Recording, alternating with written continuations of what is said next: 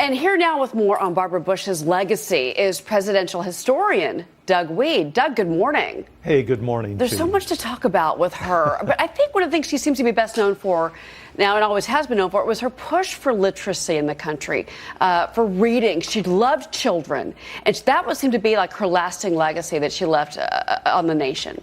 Yes, she loved books, and every time I talked to her, I'd talk about books. I'd say, "What are you reading now?" She was so interesting because when you're reading 2 or 3 books a week, and then when she went to audiobooks because she could no longer read with her eyes, it was very traumatic. She was very shaken by that transition, but she adjusted to it, and she still consumed books. So that push for literacy was born out of her own love of reading. And speaking of love, the love story between these two, we're looking at pictures of them, and I remember at the Super Bowl in Houston when he came out in his wheelchair. I mean, the people of Texas just celebrated this family. But you say that she didn't like the word dynasty when it came to her family. She didn't like the word dynasty, and you know, their love story, the odds were against them. They had been married too young, they were separated too often, and they had too much grief with the loss of Robin at 3 years of age.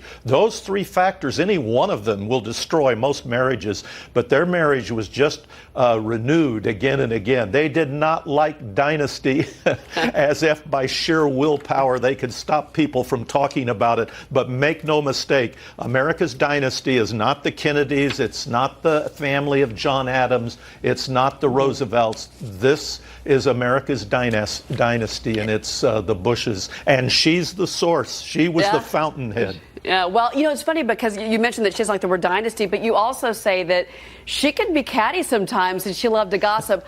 I don't know a Texas lady that doesn't like to gossip, so I'm not surprised by your point there. But, you know, it's also, too, you mentioned their daughter Robin that died so young of leukemia, and cancer research was another thing that they were very committed to throughout their lives. Yes, very much so. The loss of Robin was the most traumatic influence in their adult life. And she was very influenced by her mother, Pauline, who could, in Barbara's words, become bitter and absorbed with trivialities. And her revenge, Barbara's revenge, was to enjoy life and to not take it too seriously. And I think that looseness was part of the secret for the success for many in her family. There wasn't this pressure on them to perform. Yeah, well, you know what? 5 children, 2 governors. One of them became president. Not bad. Not bad at all. I mean, what a family and what a lady. We should say that too. Doug, thank you very much for your memories. We appreciate you sharing them this morning. Thank you.